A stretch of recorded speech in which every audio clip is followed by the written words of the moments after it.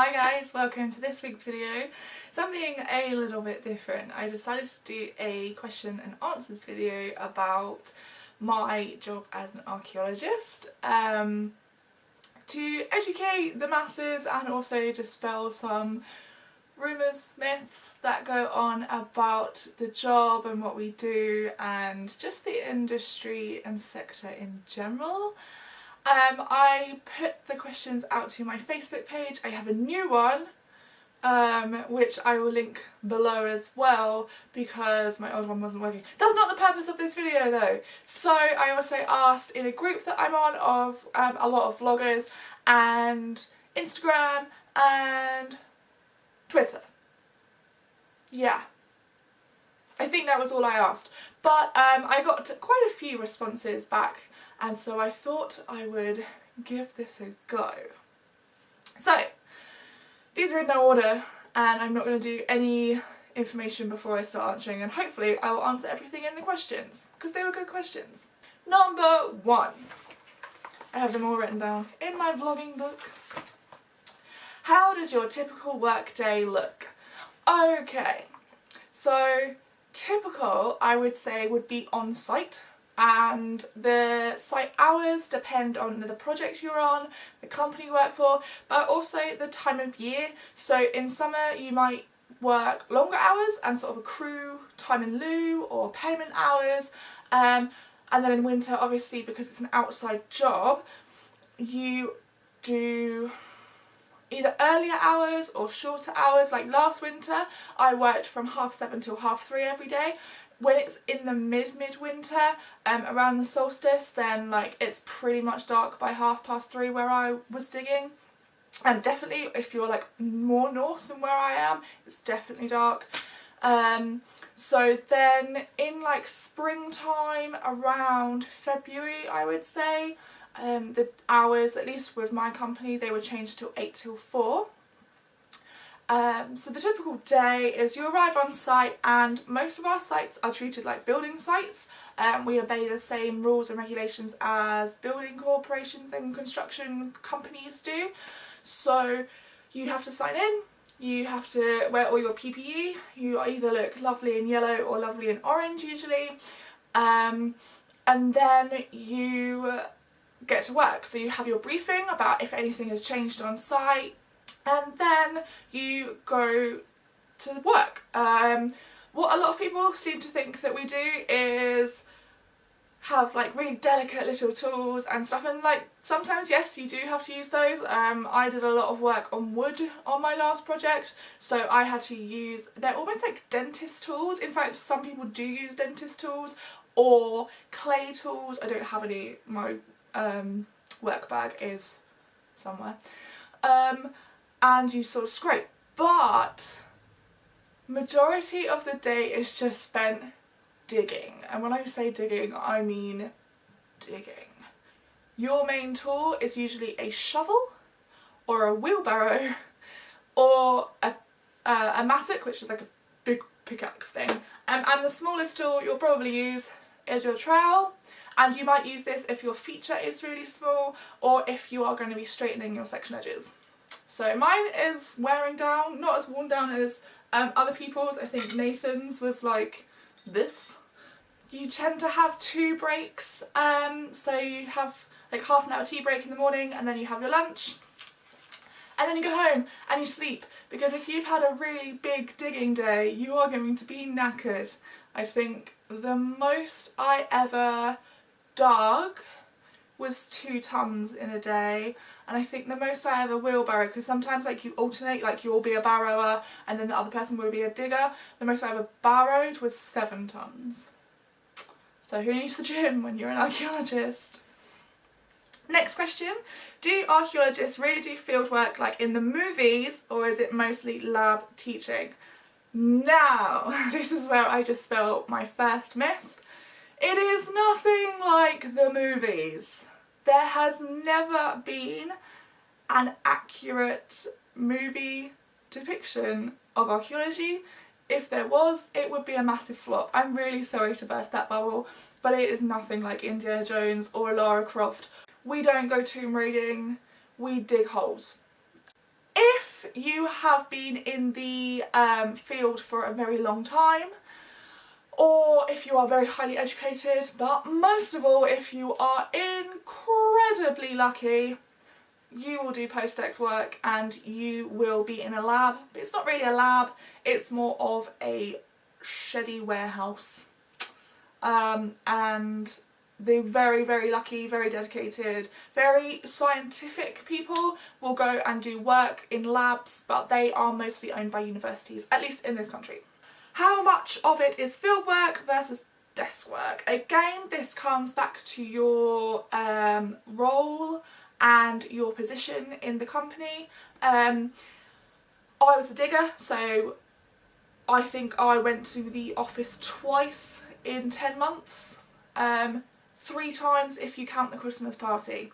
I did no desk work, none whatsoever.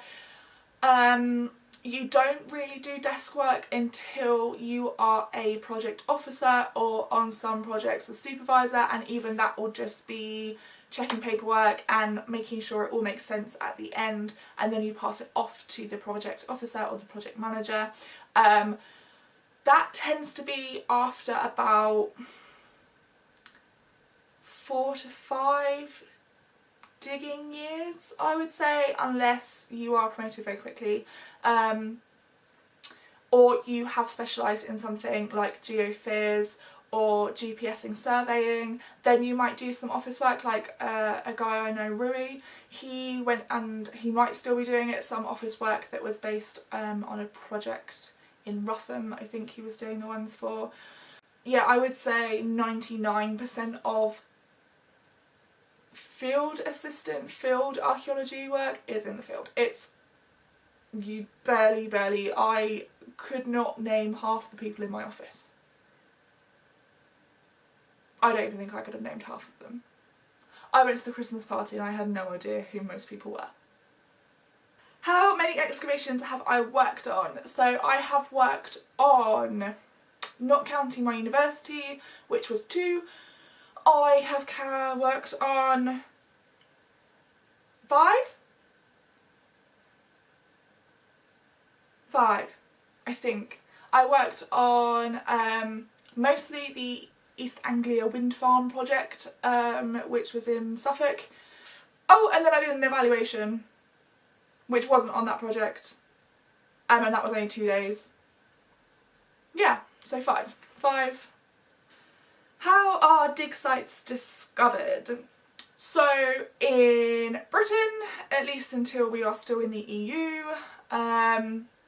sort of greenfield sites and sites that we know are near existing archaeology or historical sites but haven't had any excavations done to them have to be excavated in some way. So say you have a piece of land that used to belong to a medieval monastery but no longer does, and you want to build a conservatory. You will have to have some form of excavation or archaeological analysis done to your land before building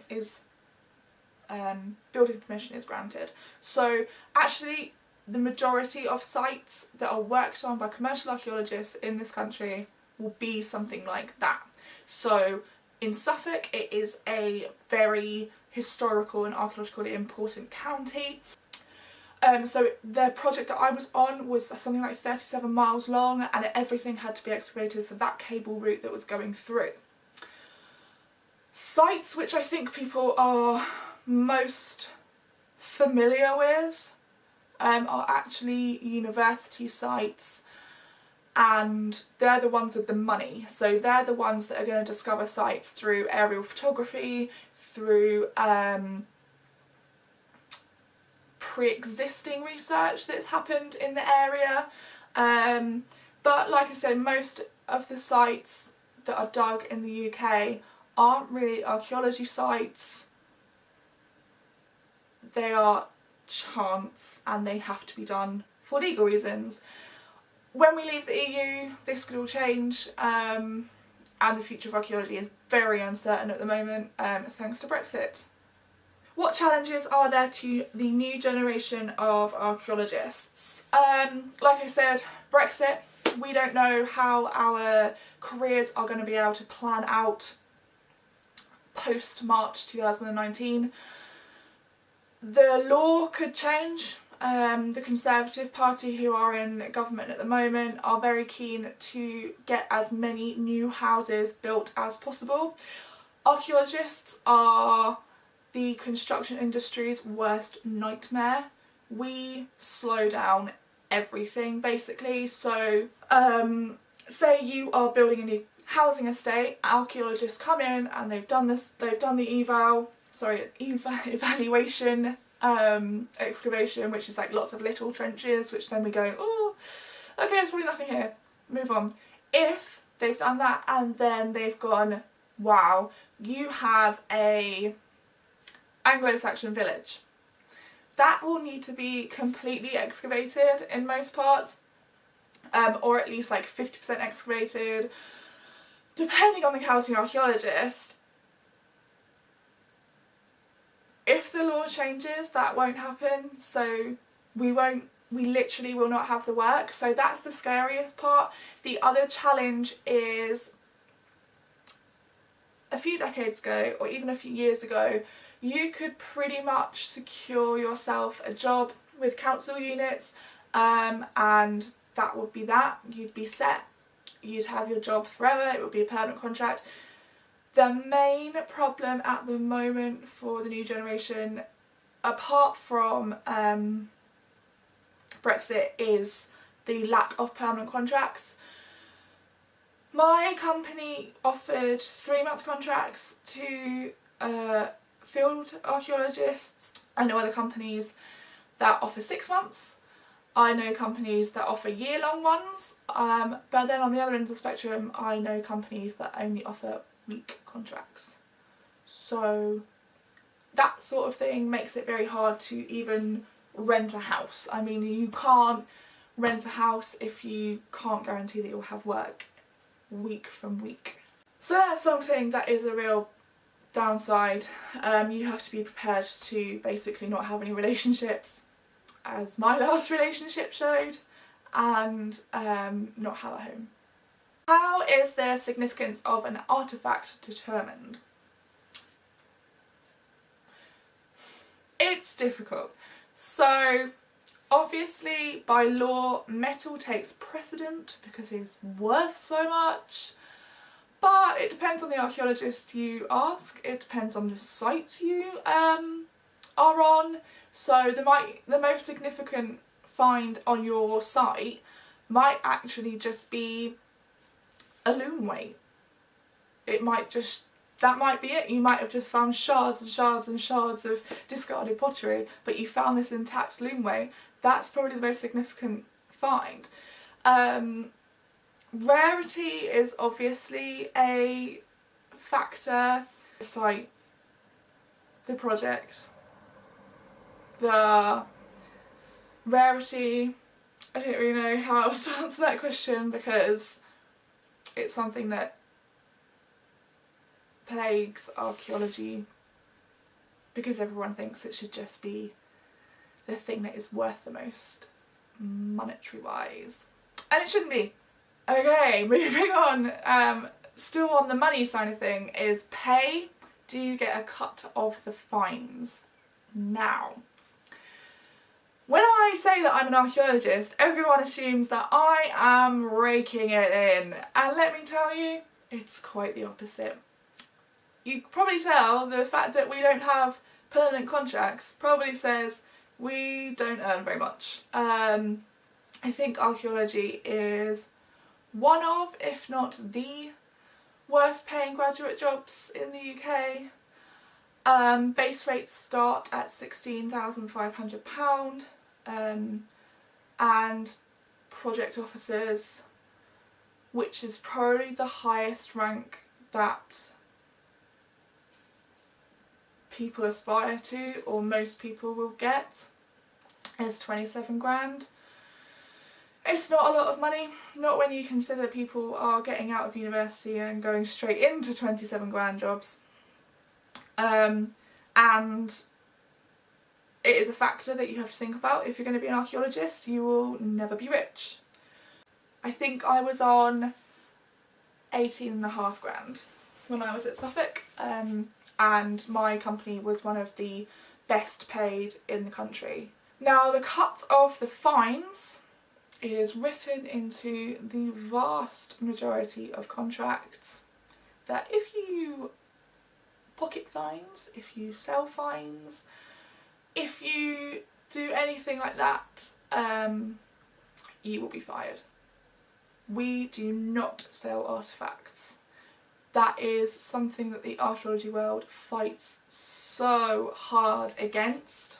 There are some cases where they will sell a find, and they'll usually sell it to a collector, hopefully a public collector, and then the treasure laws say that you will get about half of that money, but that is so rare. That is so rare. The fight to take away the monetary value of artefacts is ongoing. We, or at least I, think that artefacts should be valued for their heritage value, so what we can learn from them, rather than, oh, it's worth blah blah blah blah blah in money. So yeah, that's the topic of money out of the way. I earn very little. What education is necessary?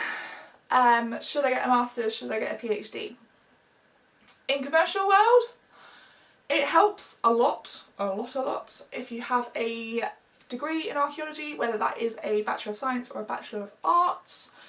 As long as you have some field work behind you, it's beneficial, and most companies will expect you to have a degree at the very least. A bachelor's, sorry.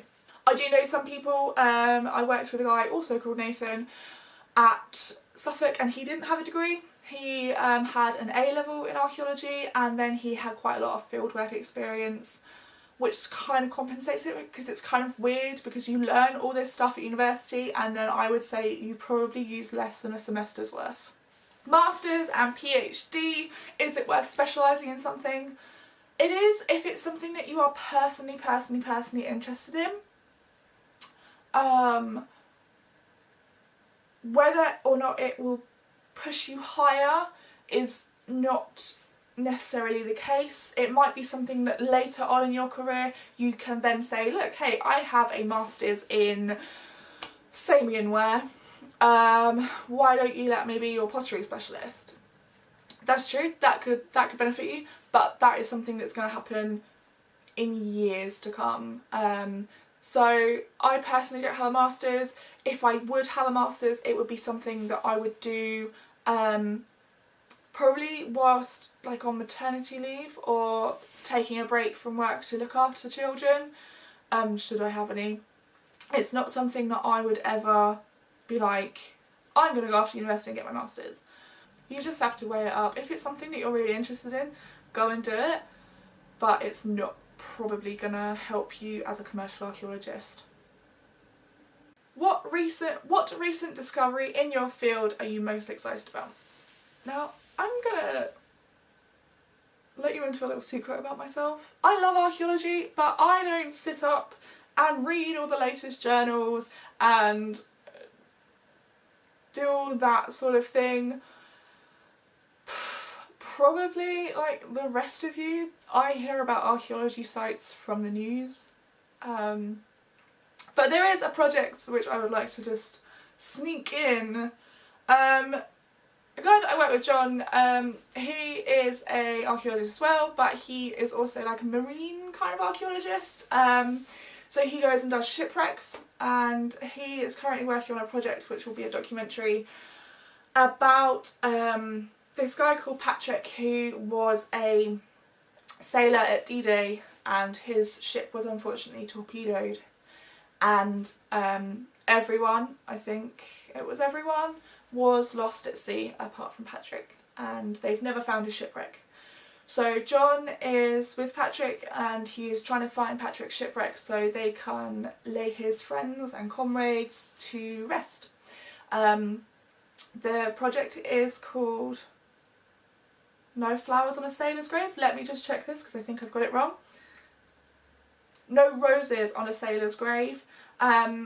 I will link everything that I can find to that in the information below because it's a really great project. I mean, John is an arrogant thing, let's face it, but the project has a lot of heart, and it's an area of archaeology which people don't really think about. People don't really think about 20th century archaeology. So that's that. That's a project that I'm excited to see completed, hopefully. My camera died. Sorry, and I'm also sorry the fact that this video is so long. It's probably the longest I've ever made. But I'm going on to the last 3 questions, I promise. Next question. Do you have an area of expertise? I did at university. I did my dissertation on the Greek colonisation of Sicily and the effects that it had on the domestic architecture of the Iron Age people. And then I also did a lot of work on the Near East and the switch between hunter-gathering to agriculture, which was very interesting, but that was just something that my university specialised in, so I specialised in it. At work, you tend to have a very broad, basic knowledge of the area and all of that sort of thing, so you don't really specialise until you're later on in your career. What are the difficulties you face on and off site? So off site, I would say is the fact that most companies, with the exception of mine and a couple of others,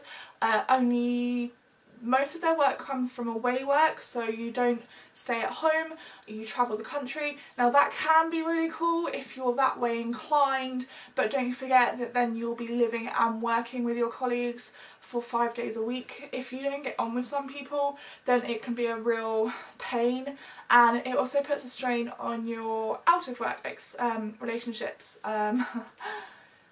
Yeah. And it can be a problem. On site, I would say quite crudely, toilets. It's very rural and you're lucky if you get a portaloo. This is more of a problem for girls and people who bleed because it can be a problem. There's campaigns going on, would you believe it, about how women are treated in archaeology because it's a very male-dominated area, and yeah, we don't have the facilities that we need for our monthlies, let's say.